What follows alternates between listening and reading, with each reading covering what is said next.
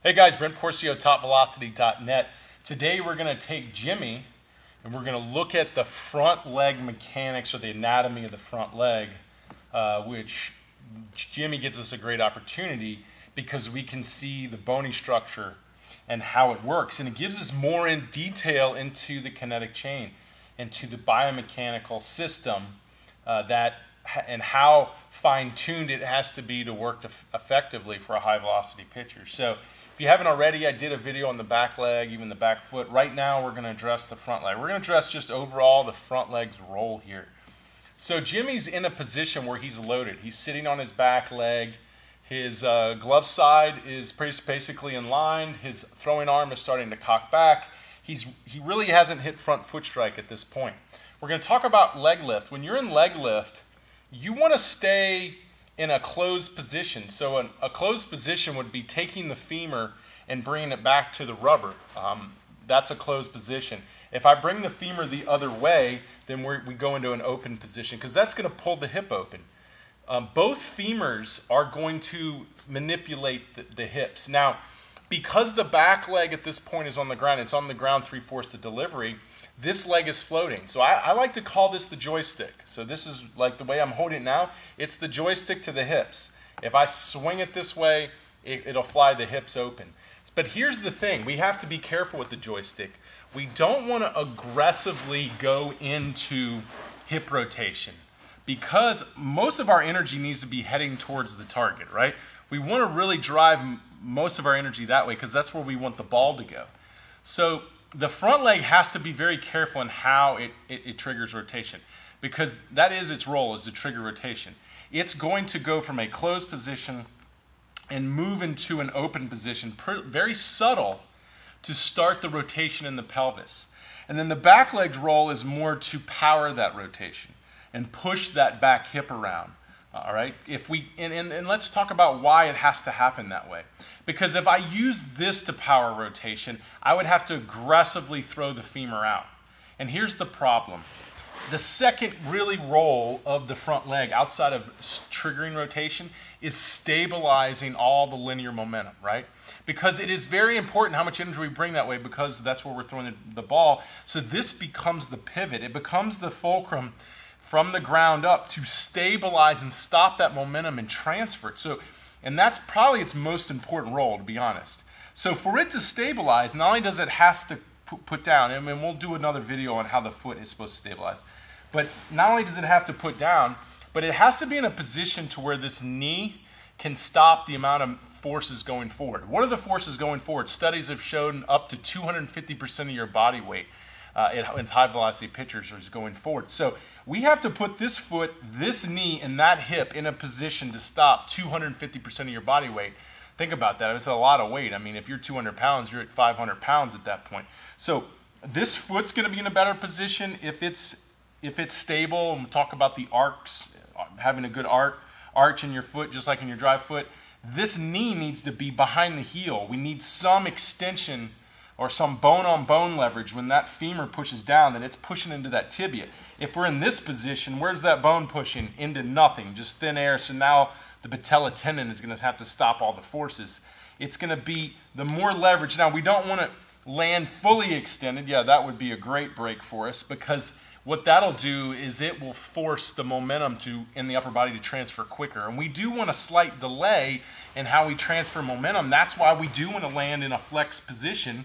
So we still have time to push the trunk out before we lock out, because when we lock out, we typically want to transfer momentum at that point. So the knee needs to be slightly on the heel. Now the hip socket, same thing. If the hip socket can have some bone-on-bone leverage here, if it was way out in this position, then we start compromising every joint and its ability to stabilize. So here's the thing.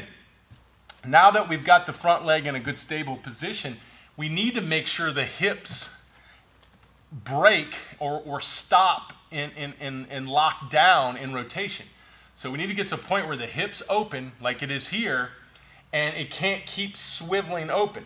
So what we have to do is the femur has to be slightly across the hips or the pelvis because we want to get to the point where the hip stops rotating here. So if my hip If my pelvis or my femur is slightly across my pelvis, I can't rotate anymore, it stops. If it was out here, it could keep rotating. We don't want that.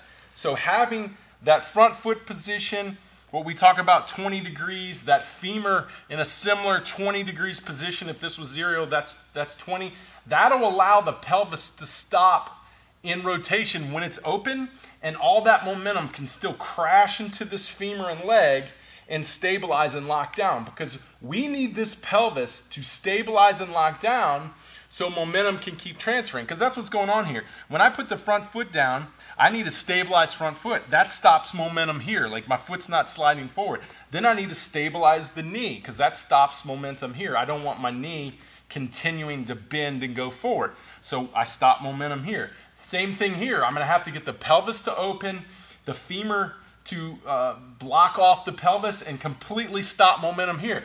Every time we stop momentum, the next segment's going to move, and we want to do it in that sequence. This stops first, second, third, then the trunk, and then the arm, and all that starts to go. So that's why we have to get this femur across the pelvis position in that 20-degree position to lock down, stop that momentum, so the upper body can really, really accelerate the energy. Because if we have movement here in the knee and we have swivel, more swivel in the hip while we're trying to throw the ball, that means the upper body is it's losing energy, and the upper body has to overcompensate. That's why studies show pitchers that are throwing the ball while their pelvis is still rotating have more forces hitting the arm. That's because the arm has been losing energy because of the pelvis still moving and not stabilizing, and then the arm is having to try to overcompensate for those lost forces. All right. So once we understand how that locks down and creates that break here for everything to crash over it, going into the upper body mechanics, which we'll cover later, let's go back and reverse to where we were when we started. Okay. So we're reversing where we were when we started. We talked about how this pelvis or this femur has to start closed off, because if we let it fly open or we use this to completely power rotation, we're going to throw this femur well past that 20-degree position, way out here, and everything's going to want to just spin, and we're not going to create stability. I'm not going to be stable here. You're going to see those knees that are doing this while you're throwing. That's not stable. You're going to see the pelvis continuing to rotate while you're throwing. That's not stable. Once again, that's going to affect how the energy is moving up the system. So the lesson here in looking at the anatomy is that we can't use this to power rotation. It can only trigger it. It can literally only do this. So we lift our leg, we can bring it down, and we can slightly open it up to be put down into that break position. All the power has to be pushed from the back through the back side and the back leg mechanics to drive forces forward, so this femur's in position to break that and stop that momentum and allow all that momentum to go forward, okay? The other problem we typically find too, it's hard to do here with Jimmy, is when guys want to transfer their trunks early. If I push my trunk ahead before I land, so I'm in a lift leg position, I start to shift my trunk forward, what happens is the pelvis starts going back, and the tibia lands short to put it in a vertical position to support the trunk above it. And then you get stuck in the position where you can't accelerate your trunk energy at the end by extending your front leg, and we'll talk about that. So what happens is the guys that transfer their trunks early, they land with their knees, their tibias more forward, their hips more back, and now they can't use their leg to create more linear forces. So if they did that correctly, if they led through the hip and then they triggered a rotation and with their front leg and then powered rotation with their back leg, landed 20 degrees closed, okay, watch what happens. And that back leg powered the hip around and it's ready to lock down. Just the fact of you landing in that more knee behind heel position and the forces are being pushed behind the pelvis, not being thrown back in front of the pelvis. When you get to about here, you're close to lockout, then watch what happens when you push that lockout. You create that lockout, and it even adds a little more force through the hip rotation, stabilizing into that closed femur orientation, and that even accelerates more energy up to the top, and it's why studies show the front leg has a real strong correlation to the back or to pitching velocity. So remember that the two roles of the front leg in the pitching delivery are the joystick to trigger rotation, but just slightly trigger it, and then to break momentum so we can accelerate and transfer all that momentum up the kinetic chain. So all this goes wrong when you try to use this front leg to power rotation, and then everything flies in rotation. It really isn't a brake at that point, but it's a swivel, and it doesn't effectively transfer energy, and we start running into a lot of problems. So here's the problem. You're going to have a hard time just using this to trigger rotation when your backside can't power your body weight. It can't power rotation, and that's when this starts overcompensating or kicking, and that's when your glove side starts pulling, because your backside, which is the only leg on the ground for 3/4 your delivery, is struggling to create the force and power up through the kinetic chain. So as much as you can get your front side down and you can work on its ability to trigger and stabilize momentum, if your backside's not working for you, you're really not going to get the results that you want. I think that covers enough here. There's so many dynamics that's happening on the front leg.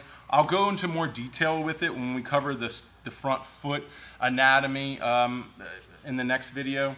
But these are some real key things that I hope you'll understand, and how this front leg needs to be used just by seeing the way it works when you're looking directly at the bony anatomy.